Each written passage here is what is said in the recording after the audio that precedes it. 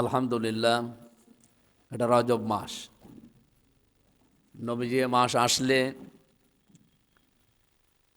একটা দোয়া পড়তেন, আল্লাহুম্মা বারিক লানা ফি রজব ওয়া শাবান ওয়া বাল্লিগনা রমাদান। আমাদেরও নবীজির এই পড়া দেখে পড়া উচিত, কারণ এর ভেতরে গুরুত্বপূর্ণ কিছু কথা আল্লাহকে আমরা বলি। আল্লাহুম্মা, হে আল্লাহ, বারিক লানা, আমাদের সবাইকে তুমি বরকত দাও। ফি রজব ওয়া শাবান, রজব এবং শাবানের যে সমস্ত বরকত আছে এগুলো আমাদের দান করো। অবাল্লিগনা, আমাদের সবাইকে পৌঁছিয়ে দাও রমাদান, রমজান পর্যন্ত। যেহেতু এই 2 মাস পরে রজব আজকে 5 তারিখ, পৌষ মাসের আজকে 11 তারিখ, আর ইংরেজি ডিসেম্বর মাসের আজকে 26 তারিখ। আর 4টা দিন আছে এই বছরের, নতুন বছরের আগমন হচ্ছে। আমরা প্রথমে কয়েকটা কথা বলতে চাই শিক্ষার জন্য, যেহেতু আর জমার দিন অন্তত নতুন বছরের আগে পাওয়া যাবে না। 26 সালের আগে আর জমার দিন আছে? নেই। ইংরেজিতে যে সমস্ত দিবসগুলো পালন করা হয় তার ভেতরে দেখবেন এটা অন্যতম। 31st নাইট বলা হয়। মানুষেরা যেভাবে উদযাপন করে, এটা কোরআন হাদিসে মুসলমানদেরকে এই নির্দেশ দেওয়া নেই। যে সমস্ত দিন সূর্য উদিত হয় তার ভেতরে জমার দিন আল্লাহর কাছে শ্রেষ্ঠ দিন। তো সবই সমান, শ্রেষ্ঠ বলা হয় কেন? এর ভেতরে কিছু কারণ আছে, আমরা সে কারণগুলো আবিষ্কার করব। কি কি করণীয় আছে আমাদের, কি কি বর্জনীয় আছে। জমার দিনের নিয়মই হচ্ছে একটা সপ্তাহে কি ঘটে ব্যক্তি, পরিবার, সমাজ এবং রাষ্ট্রে, সেই কথাগুলো যেন অন্তত ইমাম কোরআন এবং হাদিস আর বাস্তবতার সাথে মিলিয়ে মুসল্লিদেরকে নির্দেশ দেয়। আর মুসল্লি যারা আসে তারা যেন এক সপ্তাহ এটা পালন করে। এইটার নাম ছিল জমার দিন নামাজের উদ্দেশ্য, কিন্তু সেটা আমাদের বাংলাদেশে হয় না। যে এলাকায় যেটা বেশি ওই সম্পর্কে কথা বলা দরকার। তো বাংলাদেশের নিয়মটা আমরা এমন বানিয়েছি, ওই এলাকায় ওই সম্পর্কে কথা বলতে গেলে মানুষ রাগ করে। আমার কথা কি বুঝতেছেন? আপনি রিকশায় যাচ্ছিলেন, হঠাৎ করে আপনার ছেলেটা অ্যাক্সিডেন্ট হয়ে পা ভেঙে গেছে, নিয়ে গেলেন আপনি ডাক্তারের কাছে। ডাক্তারের কাছে যে যদি বলেন যে আমার ছেলে খুব আদরের ছেলে, আপনি আর যাই করেন ওর পায়ে হাত দেবেন না, ওর পা ধরবেন না, খালি এমনি তাকিয়ে থাকবেন। তো বলেন তো কিয়ামতের আগে ওর পা ভালো হবে? আপনি এই উদাহরণে কিছু বুঝলেন? আমাদের রোগ যেখানে, ওই জায়গায় হাত না দিলে রোগ ভালো হবে? হুজুর কবরের ওয়াজ করেন, আরে কবরে তো এখনো পরে। আগে তো রব্বানা আতিনা ফিদ দুনিয়া হাসানা, আগে দুনিয়ার হাসানা চাই না? আগে কি বলি যে রব্বানা আতিনা ফিল আখিরাতি হাসানা, যে আগে আখেরাতের হাসানা দিও, তারপরে দুনিয়ার হাসানা দাও? কোনো দিন বলি নাই। আগে দুনিয়ার হাসানা বলা হয় কেন? আল্লাহ তো এই দোয়াটা আমাদের শিখিয়েছেন নাকি? কোরআনে আছে না এটা? কোন সূরায়? সূরা বাকারার 201 নম্বর আয়াত। এটা একটা পুরা আয়াতই। আমি 16 সালে হজে গিয়ে দেখেছিলাম লক্ষ লক্ষ মানুষ এই আয়াতটা পড়ছে। কাবা শরীফ সামনে নিয়ে রুকনি আমিনি থেকে শুরু করে হজরে আসওয়াদ, এই যে ফাঁকা জায়গাটা পার হওয়া লাগে, আমরা ওই সময় ছিলাম প্রায় 70 লাখ কমপক্ষে মানুষ। সবাই এই দোয়াটা পড়ছে। দোয়া মানে আয়াত। আল্লাহকে মনে হচ্ছে তার ঘর সামনে নিয়ে শোনাচ্ছে, হে আল্লাহ, দুনিয়ায় আমাদেরকে হাসানা দাও। আমার মনে হয় আমরা বাংলাদেশ থেকে যত মানুষ যায় আর যেভাবে দোয়া পড়ি আবেগ নিয়ে, যে রব্বানা আতিনা ফিদ দুনিয়া কি হাসানা, আল্লাহ একটু পাল্টিয়ে দিয়েছে যে তোদের আমি হাসানার জায়গায় হাসিনা দিয়ে দিলাম। আমরা চেয়েছিলাম হাসানা, আল্লাহ দিয়েছে। শব্দ দুইটা কিন্তু একই। হাসানা এবং হাসিনার মূল অক্ষর মাদ্দা যেটা বলা হয়, মূল অক্ষর একই। হাসিন নুন, হাসান থেকে এসেছে। এর বাংলা অর্থ হচ্ছে সুন্দর। আর যখন আপনি তা লাগিয়ে মুয়ান্নাস বা মেয়ে লোক বানিয়ে দেবেন তখন হবে সুন্দরী। তাহলে আমাদের যিনি প্রধানমন্ত্রী ছিলেন সাবেক, তার নামটা কিন্তু অনেক সুন্দর। শেখ শব্দের শাব্দিক অর্থ হচ্ছে মুরব্বী বা বুড়ো। বা বুড়ি যাই বলেন। তাহলে শেখ হাসিনা এই শব্দের শাব্দিক অর্থ কি? বুড়ি সুন্দরী। আল্লাহর কাছে আমরা দুনিয়া আগে চাই, তারপরে আখেরাত চাই। অথচ দুনিয়ার কথা বলতে গেলে কিছু মানুষের মন পাওয়া যায় না। কি শুরু করিস? আরে ভাই, আপনার ওই ছেলের ওই পায়ে হাত না দিলে তো খালি তাকিয়ে থাকলে ডাক্তার ভালো হবে? ডাক্তার কি বলবে তখন? যে আপনার ছেলে অন্য জায়গায় নিয়ে যান। আমার কাছে থাকলে হাত দেওয়া লাগবে, ওর ব্যান্ডেজ করা লাগবে, ওই হাড় জোড়া দেওয়া লাগবে, ঔষধ দেওয়া লাগবে। কষ্ট এখন হবে, কিন্তু 2 মাস পরে পাটা ভালো হবে। কি কথা বলেন না কেন? একটা হাড় জোড়া লাগতে কমপক্ষে 4 মাস সময় লাগে। কয় মাস? 4 মাস একাধারে সময় লাগে। এর ভেতরে সে অন্যের সাহায্য নিয়ে চলাফেরা করা লাগে। এখন আপনি যে হাতই দিতে দেবেন না, শেষে তো বদনাম হবে আমার, যে কি ডাক্তার দেখালাম যে 4 বছর চলে যাচ্ছে ভালো হয় না, তো হাত দিতে দিয়েছেন, ভালো হবে? হাত দিতে দেন, আগে দেখেন কি করি। ট্রেনে হিসেবে রগটা জায়গা মতো লাগিয়ে এরপরে হাড়টা ব্যান্ডেজ করে 4 মাস রেখে দেন। আপনার ঔষধ ঠিক মতো পড়লে আপনার ছেলের পা ভালো হবে। এটা বোঝেন কিনা বলেন? আমাদের এই সমাজে যে সমস্ত জিনিসগুলো দরকার, ওই বিষয়গুলো আমাদের দেশে আলোচনা নেই। আমাদের দেশে সবচাইতে বেশি অবক্ষয় হচ্ছে আমাদের পরিবারে। এই যে মোবাইল যে আসক্ত হয়েছে আমাদের, আমি বাইরের দেশগুলোতে গিয়ে দেখি যারা এই সমস্ত জিনিসের আবিষ্কারক, এই জিনিসটা খারাপ না, কিন্তু এর ভালো দিক যেভাবে আছে খারাপ দিকও আছে। এটা যারা আবিষ্কার করেছে, আপনি এই সমস্ত বড় বড় উদ্যোক্তা যারা, গবেষক যারা, বিজ্ঞানী, তারা কিন্তু তাদের ছেলে মেয়েদের এটা ব্যবহার করতে দেয় না ছোটবেলায়। কারণ এর একটা খারাপ ইফেক্ট আছে। মানুষ যখন এর প্রতি আসক্ত হয়ে যায় তখন অনেক এমন দূরে দূরে এগিয়ে যায়, তখন আপনি আর ফেরাতে চাইলেও পারবেন না। এই জন্য আমার মনে হয় ছেলে মেয়েদেরকে এখন থেকে কন্ট্রোল করা দরকার। এখন যদি আপনি আদরে ভালোবাসায় কিছু না বলেন, এমন এক সময় আসবে তখন আপনি চেষ্টা করে দোয়া চেয়েও কাজ হবে না। বলো হুজুর দোয়া করেন, তো দোয়া করে করবো কি? আপনি গাছ বেঁকা করে লাগিয়েছেন, 2 বছর পরে গাছ তো বেঁকা হয়েই উঠবে নাকি সোজা হবে? বেঁকা হয়েই উঠেছে। এখন 2 বছরে হয়ে গেছে আমির হামজার মতো 10 ডবল।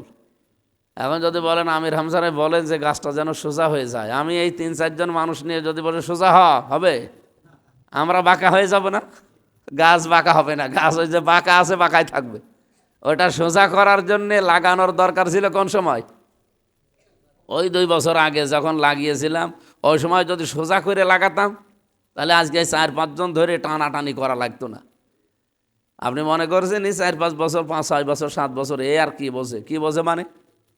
ও তো একটা আসক্ত হয়ে যাচ্ছে। পৃথিবীর 7টা জিনিসের প্রতি মানুষের আসক্তি তৈরি করে দিয়েছে আল্লাহ নিজে। যুজ্জিনা লিন্নাসি হুব্বুশ শাহাওয়াতি মিনান নিসাই ওয়াল বানিনা ওয়াল কনাতিরিল মুকনতারাতি মিনাজ যাহাবি ওয়াল ফিদ্দাতি ওয়াল খাইলিল মুসাওয়ামাতি ওয়াল আনআমি ওয়াল হারস। যে এই কথাগুলো আল্লাহ তো খেলা করার জন্য আমাদের শোনাননি। এই আসক্তিগুলো তৈরি করে আল্লাহ নিজে। করে কেন? পরীক্ষার জন্য। নজরুল নাকে যেন বলেছিল যে লেখাপড়া ভালো, কিন্তু পরীক্ষা যদি না থাকতো, তো ছাত্র জীবনের মতো এরকম আরামের জীবন, সুখের জীবন পৃথিবীতে আর হয় না। ছাত্র জীবন, সুখের জীবন যদি না হয় পরীক্ষা। তা আপনাকে তো আল্লাহ এই ছোট্ট জীবনে আপনার মর্যাদা যদি আপনি বাড়াতে চান, 1 ক্লাস থেকে আর 1 ক্লাসে উঠতে চান, মাস্ট বি পরীক্ষা দেওয়া লাগবে। কেউ যদি 3 থেকে 4-এ উঠতে চায়, এমনি এমনি উঠতে পারবে পরীক্ষা না দিয়ে? ও যদি বলেন আমি এমনি উঠে পড়বো, এমনি উঠে পড়লে আপনি কিছুই পারবেন না। এই জন্য পরীক্ষা হচ্ছে আপনাকে উপরে তোলার জন্য একটা মাধ্যম। আল্লাহ আমাদেরকে যে আসক্তি তৈরি করে দিলেন, তার ভেতরে এই দুনিয়ার আসক্তির ভেতরে 7টা জিনিসের নাম এখানে আছে। আমাদের এই ছেলে মেয়েদেরকে অন্তত পারিবারিক জীবনে যে অবক্ষয়গুলো চলছে তার অন্যতম মাধ্যম এই মোবাইলটা, ইন্টারনেট, ফেসবুক যাই বলেন, যেগুলো ব্যবহার হয়। এই আকাশ সংস্কৃতির নামে ওরা এমন এমন নিম্নে চলে যাচ্ছে যেটা আপনি কোনোদিন কল্পনাও করেননি। যে আমার ছেলেটা এই মাত্র 7-8 বছর বয়স, আমার মেয়েটা এই 6 বছর বয়স, ও এত নিচে যেতে পারে। আমি ইঙ্গিত দিলাম, আপনারা কি বুঝতেছেন?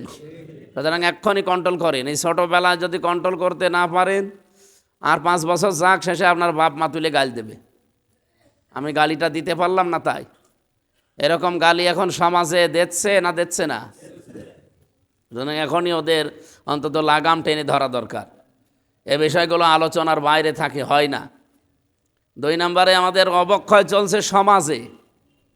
আমাদের সমাজের সবচাইতে বড় অবক্ষয় হচ্ছে এই যে এর কথা ওর কাছে লাগানো, গেবত করা যেটা বলে, পরনিন্দা করা। এমনকি এই 15.5 মাসে আরেকটা জিনিস যোগ হয়েছে, যার নাম আরবিতে বলা হয় তহমত। কি বলে? বহতান। যেই দোষ যে করে নাই তার উপরে দোষটা চাপিয়ে তারে সমাজের সামনে, দেশের সামনে, আইনের সামনে কালার করে দেয়। এই গোনা তো কুষ্টিয়ায় নেই, এটা সবচাইতে বেশি। যে লোকটা জানেই না সম্পর্কে, একটা দোষ তার উপরে চাপিয়ে দিয়ে তারে কালার করে দিলেন, আপনি মনে করেছেন আপনি ভালো। আপনি এই গোনা যদি দুনিয়ায় করে থাকেন, দুনিয়াতে আপনার কমপক্ষে 70টা অপরাধ আল্লাহ ফাঁস করে দেবে। আখেরাতে কত দেবে সেটা আল্লাহ জানে। এই জন্য আমরা কারো পেছনে না লাগি। এটা লাগলে তার ক্ষতির চাইতে আপনার ক্ষতি বেশি হবে। এই ক্ষতিকারক কাজগুলো বাংলাদেশে এখন কি বন্ধ হয়ে গেছে, না আরও পুরো দমে চলছে? তাহলে আমরা জমার দিন এসেও যদি ওটা না শুনি, না আমল করি, তো জমার নামাজে এসে আপনি কি করবেন? আপনি বললেন হুজুর খালি কবরের ওয়াজ করেন, তো কবরের ওয়াজ আপনি সহ্য করতে পারবেন? কবরে কি শুরু হয় আপনি জানেন? কবরে তো শুরুই হয় রাজনীতির কথা দিয়ে।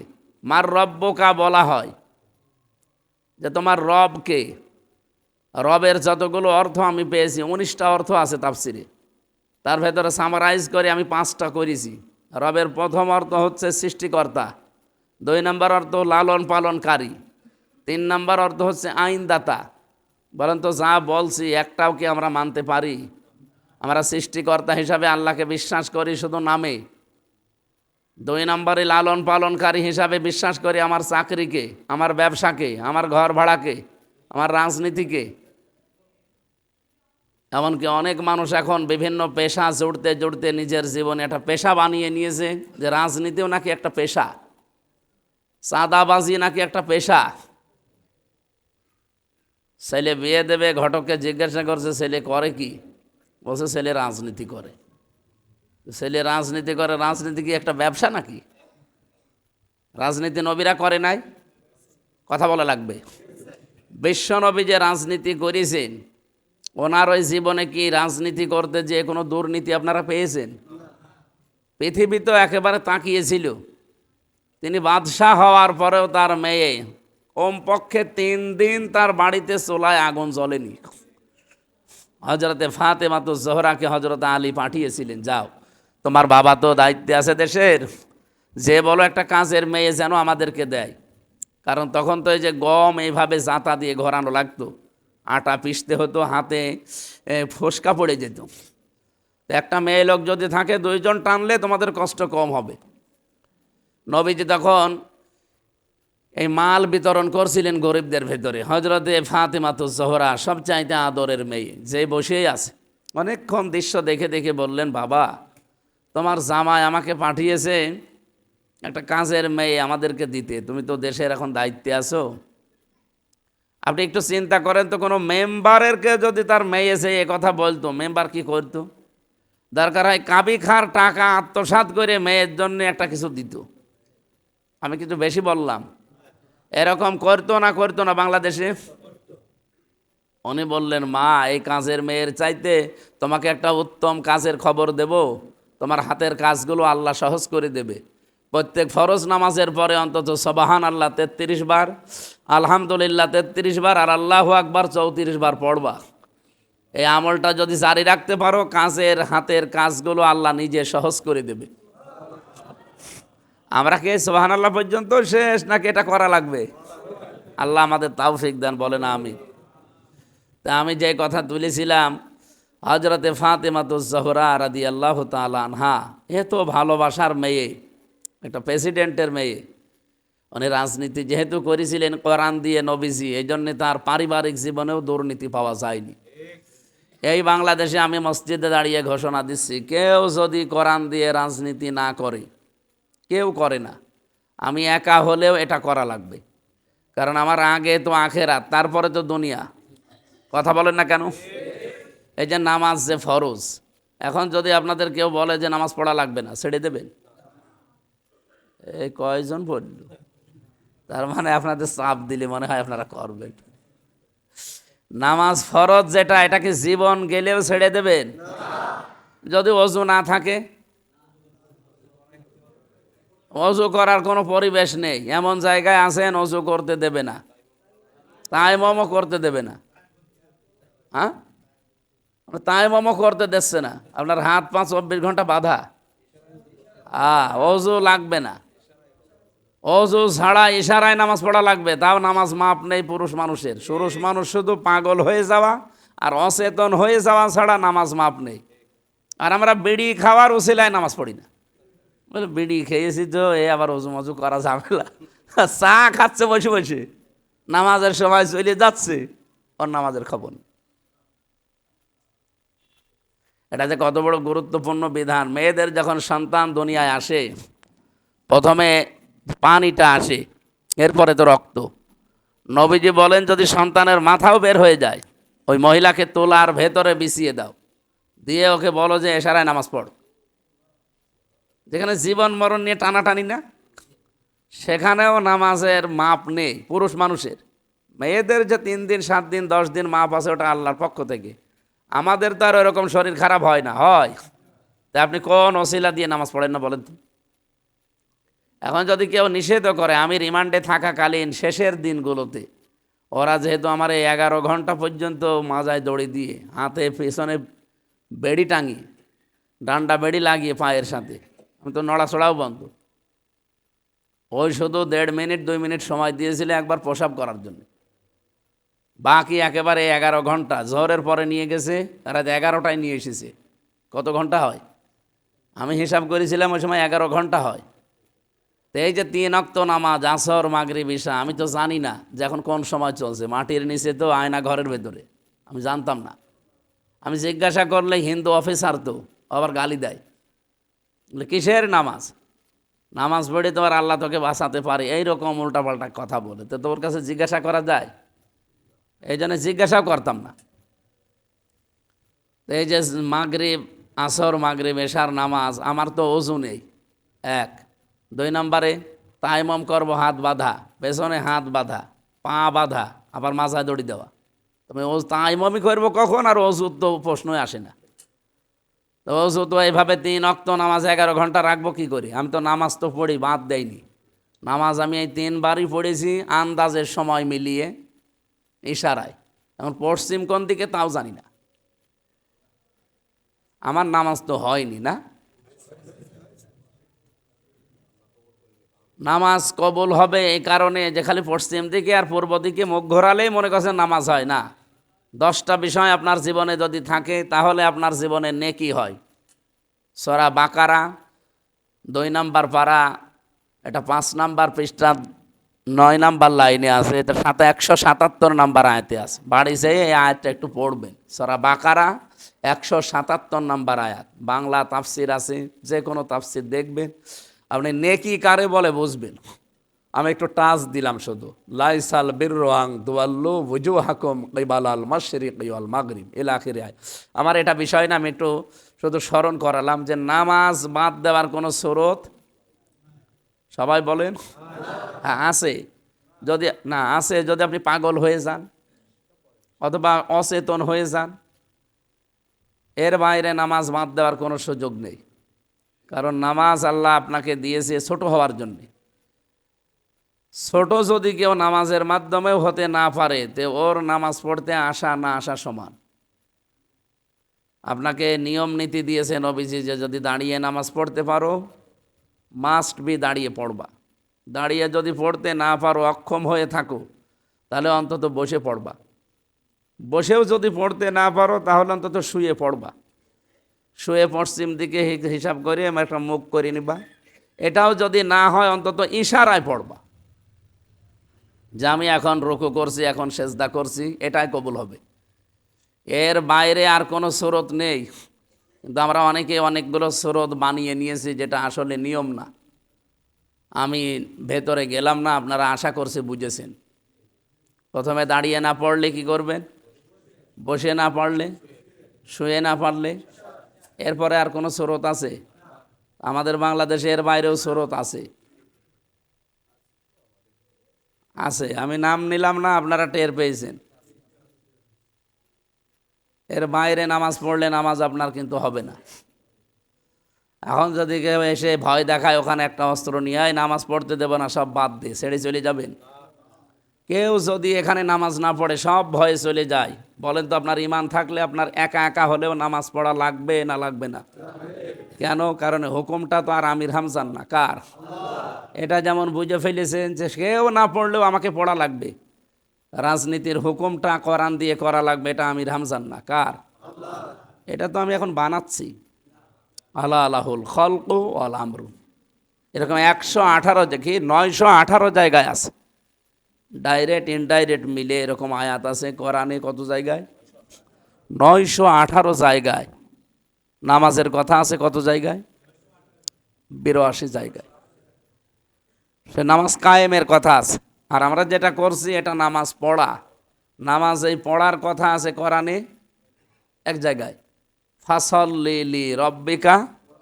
বলেন এই একবারের আদেশ পেয়ে আপনি কতদিন নামাজ পড়ছেন নিজে হিসাব করে বলেন, বলতে পারবেন? এই 10 বছর থেকে আরম্ভ করে থাকেন, এখন এনার বয়স মনে করেন 70 বছর, তাহলে 60 বছর একাধারে উনি নামাজ পড়ছে। হুকুম কয়টা? ফাসল্লি লি রব্বিকা, রবের জন্য নামাজ পড়েন। কিন্তু আকিমুস সালাহ এই শব্দটা কোরআনে আল্লাহ 82 বার দিয়েছেন, যে নামাজকে দাঁড় করাও। এ কথা বললে আপনাদের রাজনীতি মনে হয় কোন কারণে? আপনাকে কি পাগলা কুত্তায় কামড় দিয়েছে? বলে একটা বারের জন্য আপনি হুকুম পেয়ে সারা জীবন পড়ছেন, তাও 5 ওয়াক্তের জায়গায় অনেকে 6 ওয়াক্ত পড়ে, তাহাজ্জুদ পড়ে, পড়ে না?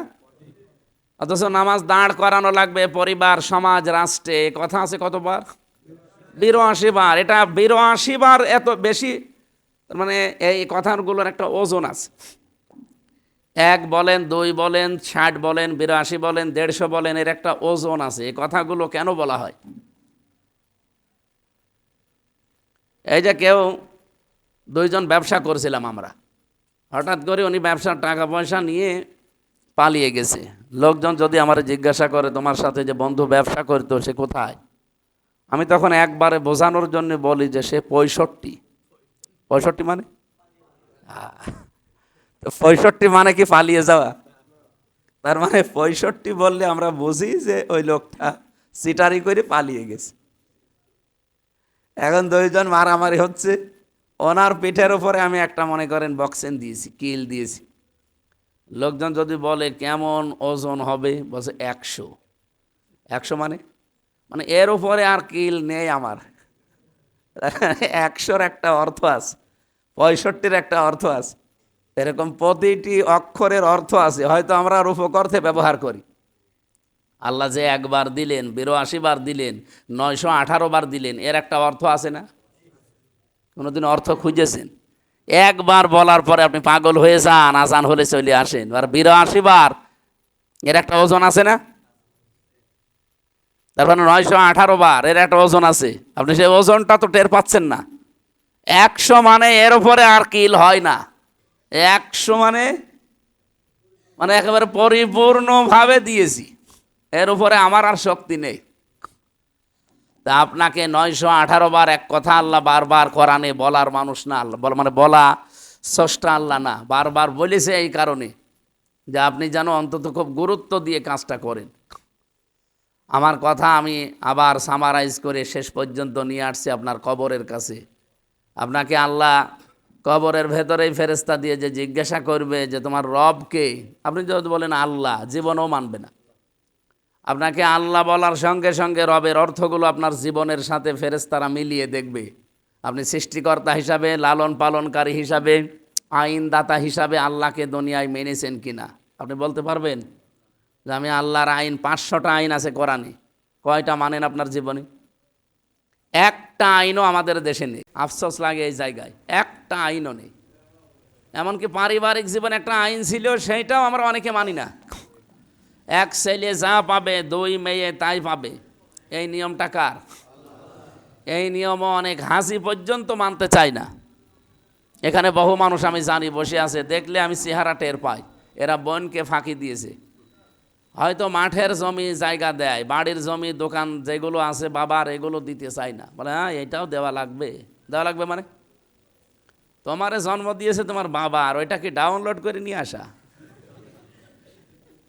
ওইটাও তো জন্ম দেওয়া তোমার বাবার, ওরে দেওয়া লাগবে না? সাহাবা একরাম বাড়ির যে পাতিল ছিল ওইটাও তাই ভাগ করে দিত, আর আপনি মাঠের জমি দিয়ে বাড়ির জমি দিতে চান না।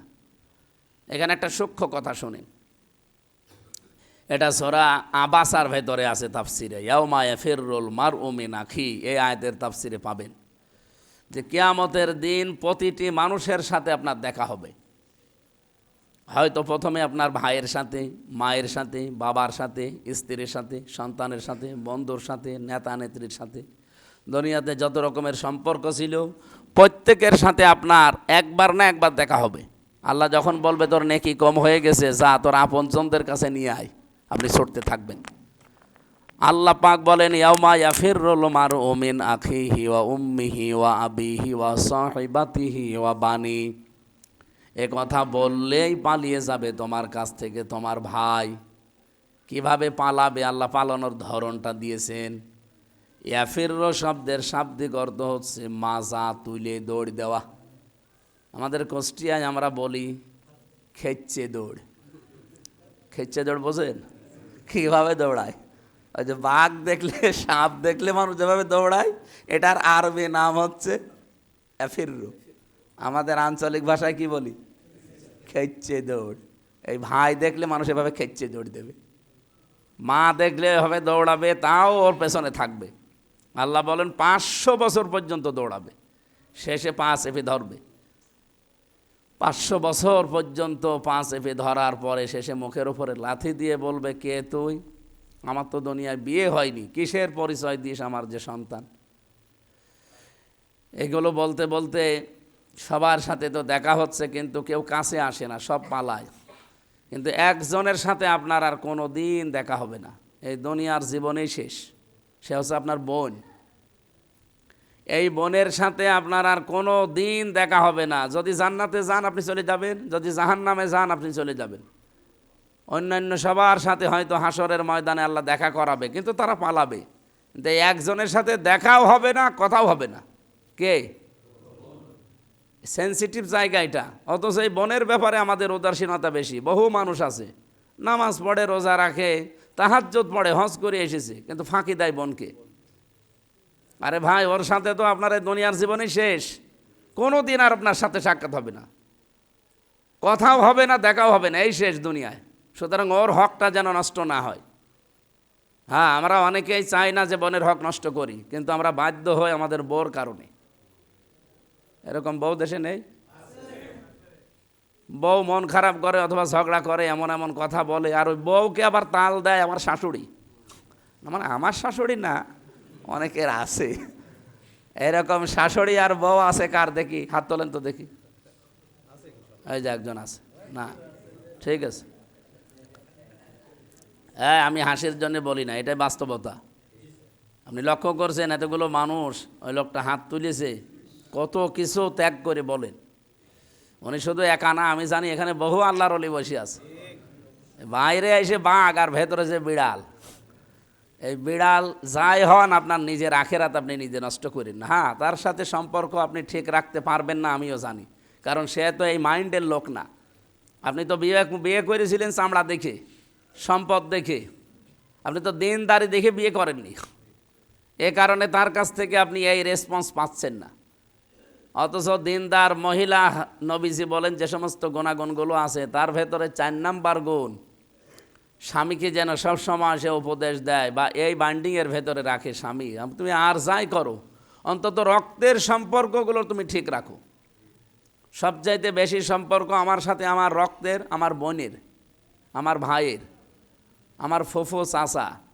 আমি কি বেশি বলছি না? ঠিক আছে, এইগুলোর হক আদায়ে বাধা দেয় সবচাইতে বেশি বউ না? নাকি আপনাদের বউ সব আল্লাহর ওলি? সে আল্লাহর ওলি হোক আর গলি হোক, আপনারা নিজেরা সংশোধন হওয়া লাগবে। ভাই, এখানে নেককার বউ পেলে অবশ্যই সে বলতো আপনাকে যে স্বামী অন্তত রক্তের সম্পর্কগুলো ঠিক রাখো, কারণ তোমার এর ভেতরেই তোমার সম্মান, তোমার রিজিক, তোমার হায়াত এগুলো আল্লাহ বৃদ্ধি করবে, কিন্তু তারা এগুলো আরও নষ্ট করে। তার মানে যে সমস্ত মেয়েরা, এখানে তো মেয়েরা আসে না নামাজ পড়তে, না, এটা তাফসির মাহফিল, ওয়াজ মাহফিল হলে ওদেরকে আচ্ছা করে বলতাম, তো এখন তো বলতে পারছি না।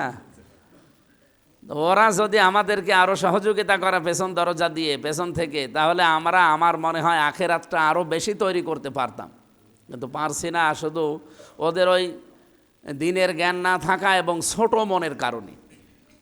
আল্লাহ আমাদের স্ত্রীগুলোকে হযরতে খাদিজাতুল কুবরার মতো বানিয়ে দেন। বোনটা খুব সেনসিটিভ জায়গা ভাই, এটার ব্যাপারে খুব সতর্ক থাকবেন।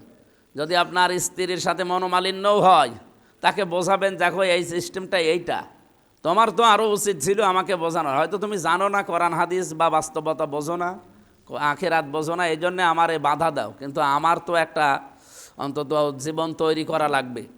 আমি তোমার মুখের দিকে, আমার শাশুড়ি ছেলে মেয়ের মুখের দিকে তাকাতে গিয়ে আমার এই হকটা নষ্ট করলে কিয়ামতের দিন আমি আল্লাহর কাছে ধরা খেয়ে যাব। সম্মানিত ভাইরা, আমাদের পরিবারে যে সমস্ত বিষয়গুলো চলছে এখন, বিশেষ করে এই যে অন্যের ওপরে দোষ চাপানো, মানুষের অধিকার নষ্ট করা, এরপরে রাজনীতিতে আছে, এরপরে সমাজনীতিতে আছে, এরপরে ধর্মীয় জীবনে আছে, এরপরে আন্তর্জাতিক জীবনে আছে, সাংস্কৃতিক জীবনে আছে, অর্থনৈতিক জীবনে আছে, এরকম 9টা জীবন পেয়েছি পুরা কোরআন শরীফে। এই জীবনগুলোর কথা আমি আল্লাহকে বলি, আর ওই কথাগুলো 7 দিন পর পর তুলে ধরার নিয়ম, তো আমরা ধরতে পারি না। সেই অবস্থাও আমাদের দেশে এখনও আমরা তৈরি করতে পারিনি। বাইরের মুসলিম দেশগুলোতে আমি জমার নামাজ পড়ি, আমি ব্রুনাইয়ে, এরপরে মালয়েশিয়াতে, সৌদি আরবে, তুরস্কে, এই মুসলিম দেশগুলো থেকে জমার নামাজ পড়ে দেখেছি। ওমানে তারা জমার দিন যে খুতবা দেয়, কাবা শরীফের ইমাম, বিশেষ করে মসজিদে নববীর ইমাম যে খুতবা দেয়, হয়তো আমরা অনেকে বাঙালি বুঝি না, কিন্তু আমি তো আরবি বুঝি, আমি তো জানি যে সে 7 দিনে কি করা লাগবে এই কর্মসূচিগুলো ঘোষণা করে, আর আমাদের শুধু বলে কবরের ওয়াজ করে। আগামী আমাদের সময় তো বেশি হয়ে গেল, আপনাদের আরও আগের থেকে শুরু করতে পারলে ভালো হতো। আমার দূরে দূরে মাহফিল থাকে, আসতে দেরি হয়ে যায়। আর আজকে আবার ছিল ম্যাডাম সেই বাবার বাড়ি, ওখান থেকে মানে ওই লাইনে ঢুকে এমনি আসতে দেরি হয়ে গেছে। আর এটা তো তাফসির মাহফিলও না যে তাফসির আকারে কথা বলবো, সমাজের কিছু চিত্র তুলে ধরার চেষ্টা করছিলাম। আর রজব মাসের প্রায় 14টা কর্মসূচি আছে আমাদের জীবনে। রজব মাসের কয়টা কর্মসূচি আছে? আজকের তেলাওয়াতকৃত আয়াত সূরা তাওবার 36 নম্বর আয়াত। আমার যদি কুষ্টিয়ায় মাহফিল করার এখন অনুমতি থাকতো, যেহেতু নির্বাচন কমিশন থেকে এখন নিষেধ, তাহলে আমরা এই গুণাগুণগুলো আমাদের জীবনে যেহেতু এই মাসে দরকার, এগুলো আমরা বলতে পারতাম। 22শে জানুয়ারি পর্যন্ত একটু রেস্ট্রিকশন আছে, এইগুলো শেষ হয়ে গেলে আমরা আবার আসবো ইনশাল্লাহ। আশপাশে হোক, এখানে হোক, এসে আপনাদেরকে দায়িত্বপূর্ণ কথাগুলো শোনাবো ইনশাল্লাহ। আজকে সময় হয়ে যাচ্ছে, আর এরপরে আবার আরেকটা অনুষ্ঠান আছে, তো নামাজ পড়ে নিয়ে আমরা বাকি আল্লাহ আমাদের আমল করার তৌফিক দিন, আমিন। আসসালাম। কথা তো শোনাবো, এরপরে তো 2টার সময় অনুষ্ঠান আছে। আরে করলে তো সারাদিন করতে পারতাম। 1:30 এ মাথায় যা আছে কিয়ামত পর্যন্ত চলবে। এখন না, ওইভাবে ঠিক না, আবেগে দরকার নেই। আমার 2টায় অনুষ্ঠান আছে, এখন সুন্নত নামাজ আছে, খুতবা আছে, নামাজ আছে, এরপরে খাবার দাবার আছে নাকি, ওয়াজের বিনিময়ে খাদ্য। ঠিক আছে, আবার আসবো ইনশাল্লাহ।